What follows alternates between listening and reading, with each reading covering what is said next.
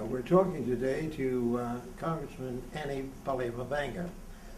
Congressman Faleomavaega has been the chairman of Asian Affairs for many years and now serves as the ranking member. But also, I think that you're number 3 now on the committee on the Democratic side. Yes. How long have you served in Congress now? Well, first of all, Mr. Chairman, Congressman Wolf, Well, I should say, thank you for this opportunity in having this dialogue. I've been a member now of the House Foreign Affairs Committee for over 22 years. Is that right? Yeah, so long serving. it's in there, right? Well, you've seen many changes then. Yes, I have. The changes, the committee itself, with all of the things that are going on in the Middle East today, the committee doesn't seem to have had much of a role. Well, you know, each chairman over the years that I've served on the Foreign Affairs Committee brings in its own style of leadership and personality.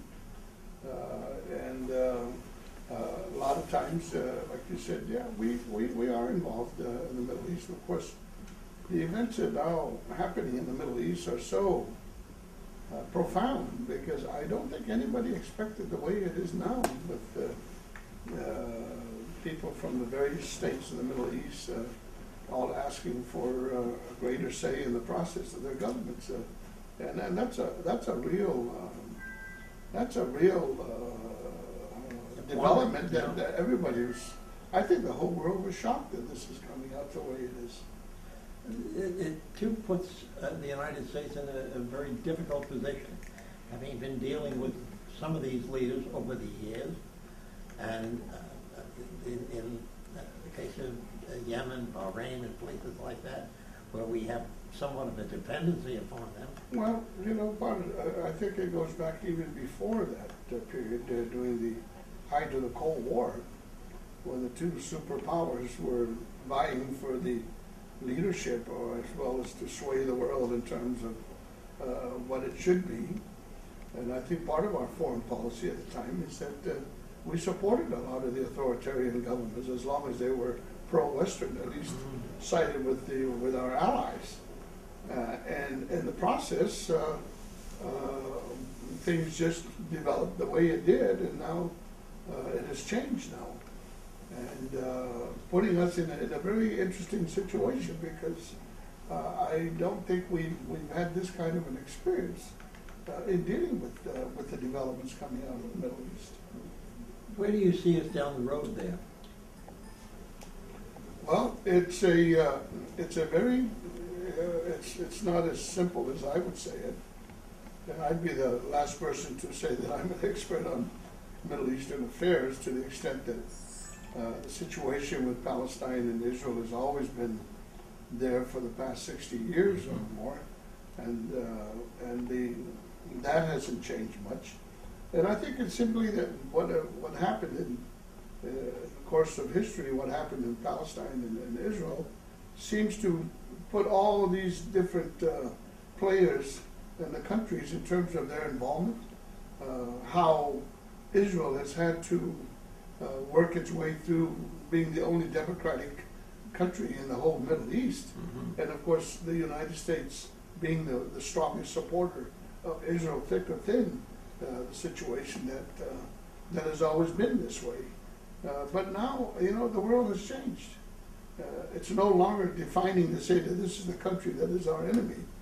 Now we're looking at extremists, groups that have a philosophy that is so extreme that it just causes a national security risk in our own country. And I'm referring to talking about the Al-Qaeda, Osama bin Laden, and his people. So this is really causing some problems in this. How do you think this is affecting, particularly in your case, the island people? Well, we are not really on the scale of the situation, because I think one issue that has always been part of our foreign policy consideration in the Middle East, obviously, is oil. And that has always been issue of national proportions, simply because I think we import about $700 billion worth of oil from foreign countries every year. And domestically, it's a big debate, and so we have to be more independent. We cannot afford to rely so much on foreign oil to maintain and provide for our own needs. What I was referring to is the fact this so-called freedom movement or whatever, democracy movement, do you think it is in any way spreading to some of the island countries? Well, most of the island countries have developed democracies, with the recent exception of Fiji, the problems that it has had over the years. Mm-hmm. And unfortunately, I have some very strong disagreements with our own foreign policy towards the Pacific, which I've always said over the years is zero. Our actual foreign policy towards the Pacific has been with New Zealand and Australia, and these 16 island nations are only incidental to what our issues and the things that we pretty much leave it to Australia and New Zealand to tell us where to go and what to do, unfortunately, but that's how I view it. The situation in Japan now, shifting a little bit of focus, how do you think what is going on there now will affect our position in Asia? Well, when you talk about national catastrophes, well, that's something we have no control over. Right. And Japan has had a triple rupture, I guess you might call it. You've got an earthquake, a very serious one, then you had a tsunami, and now the question seriously about its reactors is about nuclear reactors, mm-hmm. about 30 years old, built by General Electric, I understand. And now all the countries of the world that rely on nuclear energy are having to review again how safe is nuclear energy. We have, 80% of the power system that France has relies on nuclear energy. And the situation with our own country, we have 104 nuclear reactors, and we can't find a place to put nuclear waste, with the exception of Yucca Mountain that we've been debating now in the Congress, after paying billions and billions of dollars, and we still haven't resolved that issue. Yeah. Well, what I'm referring to is the dislocation of industry now in Japan, which will affect its economic situation.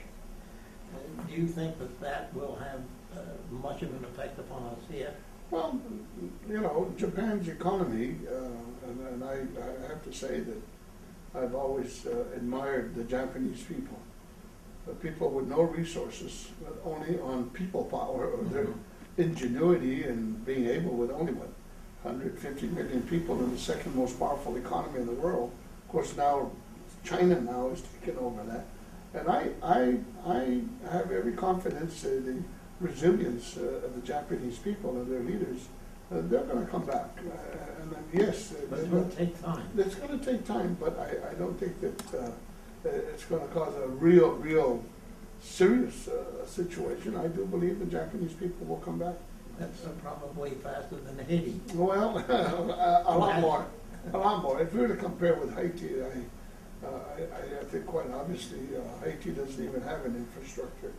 Haiti doesn't have the sense of technology and the people that really know how to do things like the Japanese people and their leaders. And despite the economic downturn as a result of this catastrophe, I do believe the Japanese people will recover from this. The question of peace in Asia, that's always been a very serious question, and how we attempt to resolve that. How do you look at the situation now in reference to North Korea? That's right, yes. I think we've got a problem here. We've got a double standard here going here. When we talk about nuclear nonproliferation, and I think this is something that's beholden even to the 5 permanent members of the Security Council, where they continue to hold on to these nuclear weapons and yet telling the rest of the world you can't have them. This has prompted India in its own national interest, which I feel that, if you were Indian, I feel very insecure to know that China borders my country And Pakistan, I mean, the chain reaction continues, and it's madness for the North Koreans to do the same. That's their sense of security, to know that we, in protecting South Korea, the fear that we might have used nuclear weapons against them. Iran, the fear that Israel has the bomb and they don't. I mean, and all of it, I think, comes down from the fact that why is it that we continue to have in our possession nuclear weapons? We now have the capacity to blow this planet 10 times over with the amount of nuclear bombs that is now being held by countries of the world that have them.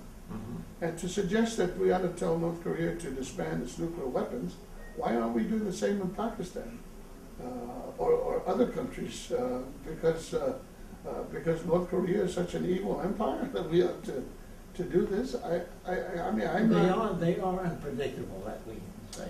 Well, so did we did the same thing with Pakistan. We waived Musharraf's military coup, and yet we have in our laws, when a country commits a military coup, we are to put sanctions on the country. But no, we waived that. And for 8 years, we've contributed to Pakistan's economic needs of well over billions of dollars, in my opinion. And yet it's still unstable.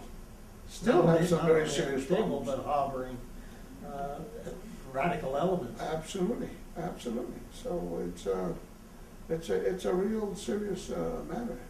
Are you optimistic about the future, or? Despite all the problems, I am an optimist. I think as a whole, with almost 7 billion people living on this planet, I think as a whole in human nature, everybody wants to live in peace, find the solutions. Even in our own country, we've got serious economic problems. But I think always there's the willingness of the human spirit to solve the problems that we're confronted with. So, to your question, yes, I'm an optimist. Glad to hear it. Glad to hear it. It was a great change that occurred when I was chairman of Asia, and having an American come in there and try to tell the Asian people what to do. When you became chairman, and you served a very great career as chairman because of the fact that you were able to relate to the people a lot better, perhaps, than some of us from the stateside. I think a lot of it is a cultural. Right? In fact, that was one of the reasons why I requested Speaker O'Neill to waive my wanting to serve on the Foreign Affairs Committee. At the time, I was told that you had to serve at least 1 or 2 terms before you would qualify to be a member of the Foreign Affairs Committee. It took me 4 terms Is that right? to become a chairman of the I pleaded my case with the leadership and said, you don't have one person whose roots are from the Asia-Pacific region. And for that reason, I got in. And then what's really amazing is that when I came into the committee, the whole mentality in Washington, and this is just for the Foreign Affairs Committee, was all towards Europe and the Middle East. Mm-hmm. Asia Pacific wasn't even on the map. And if it wasn't bashing the Japanese, we were bashing the Chinese. I mean, it was not exactly positive in what I was observing, the way we always seem to react, or to say, oh, you got to go through this, you got to put up with this, that what's happening in the Asia Pacific region, and yet, in being realistic, our trade with the Asia Pacific region far surpasses any other region of the world. Right. 6 of the 10 largest armies is in the Asia Pacific region. Population, well over the vast majority of the world's population is Asia Pacific. So these factors, I think, are important. That it is in our national interest, it is in our national security, that we have to deal with these Asian Pacific countries in such a way that the European Union has been very aggressive in its efforts to work with, especially in economic terms. And look how China is working with the African countries. Yeah. There's almost 1 million Chinese now working in Africa. And do you blame the Chinese for this? You have to consider the fact that 1.3 billion people live in China, and the leaders have to find sources of energy to feed the 1.3 billion people. It's not because they want to rule the world. It's a reality. They've got to feed the 1.3 billion that they're responsible They for. almost own us today. Well, is it their fault? Because we put it out, hey, we need your money, and not just China, Japan also. I think it was almost $1 trillion that we owe the Japanese. Right. Well over $900 billion in securities. Same thing with China and even with European countries. So, you know, we've got some real serious problems. You know, it's ironic that when Deng Xiaoping decided in 1978 to change China's whole strategy and its economic ideology, no longer planned economies, but a free market system. Look what it's done. And yet, you've got 800 million Chinese still living below the poverty level. But it has helped a lot with the 400 million Chinese. It has had a much better living than it has been in the past. And I think this is the irony that I see, that a communist country adopting a free market system. And who do we find to be the most stable economy in the midst of this global economy? It's China, because they put controls like we should have done. In fact, the Glasgow law that was in place after the Depression was taken out during the Clinton administration, and all hell broke loose. Wall Street got greedy, and Main Street ended up holding the bag, and now we're really in a fiscal mess. Tell me something, Annie. The Congress is a lot different today than when you first came here. Certainly a lot different than when I was here. Sure. What has happened here? Is it just politics that's taking place? There's no more comedy. There's no more working across the aisle. That is true. I think the politics of today has become very mean-spirited. It's become more partisan, and it's become more ideological too, to the extent that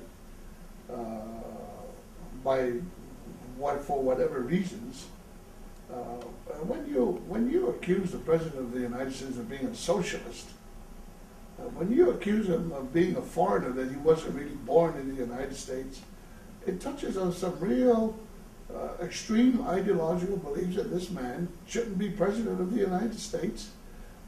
There's no comedy. I mean, in every way and every thought that this man has come out, simply because I think another thing too is as an experiment. I shouldn't say experiment, but the fact that first time ever in the history of our country that a man of color, is now occupying the White House. It's a new experience for Americans, even though it was white America who elected him. That's a fact. Who elected him president of the United States. But yet there are still elements within our society that still have very serious doubts of whether or not the man is smart enough, intelligent enough to lead this country. And I said, after having graduated from Harvard, and went to Columbia University, born and raised in Hawaii, and in his youth. There was a national blog during the presidential election in 2008. The national blog was that I was specifically assigned by Barack Obama to go to Indonesia, which I did, visit the school that he attended, which I did, to make sure that there's no record indicating that forever that he was born in Indonesia. I said, where did this world come from? But again, the media, the type of media that is now coming out, that we don't have to rely on ABC and NBC for news now. We've got Twitter, we've got Facebook, we've got these human, now everybody does the world news. And everyone is Secretary of State. And it's had a tremendous impact. Look what's happened to the Middle East. I've always wondered, what caused this? It was the young people twittering. It was the young people who are unemployed, no work, that said, hey, this has got to change. And then one thing led to another, from Tunisia, then went to Egypt, and now all of a sudden, people are saying, this has got to stop. And we're confronted with this thing, and despite the fact that we're still in Afghanistan and trying to wrap things up in Iraq. And it puzzles me as a former member who had certainly interest in cutting back on expenditures that were frivolous and had no meaning, and continuing operations of various programs that had long outlasted their existence. I think everyone in the Congress has been in accord with that. But these cuts that are being projected today, draconian cuts. I mean, yes. They're cutting the police. They're going to cut the fire. They're cutting human services to such an extent. Well, what makes our situation even more very serious is the fact that we are trying to stabilize our own economy. And the fact that some 700,000 people were without work each month when Obama first stepped in, and he's got this serious economic recession to contend with. Now the question was, if the government had not stepped in to put in $700 billion just to start us, to save the economy, what would it have been like if the government had not stepped in? This is what if. Yeah. And the question is that we have an 8.8 unemployment. There's some predictions that there would have been 14% unemployed out there if the government had not stepped in and President Obama had to make some very hard decisions on the situation dealing with our economy. And I'm not saying the Republicans are at fault or Democrats. The fact is that was reality. That is where our country was. And this man has had to make some very difficult decisions. Well, I know that you're going to be very much involved in what is continuing to go on. Yeah. We thank you so much for taking time out from a tremendously busy schedule, and with the idea that you'll come back again and talk to us in the near future. We say thank you once again, Congressman Faleomavaega. Well, thank you, Mr. Chairman. I appreciate the opportunity of chatting with you today. Now until next week at the same time, this is Lester Wolf saying so long from Washington.